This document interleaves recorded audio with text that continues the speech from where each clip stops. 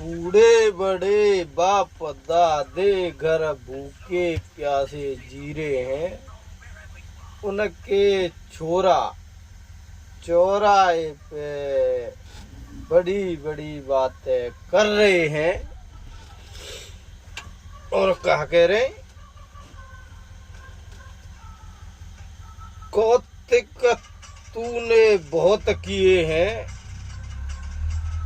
अपनी भरी जवानी में।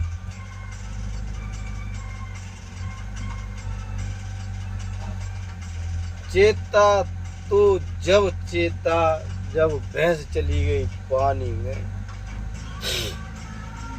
तो भैया बड़ी बड़ी बात अंते कछूना है रो।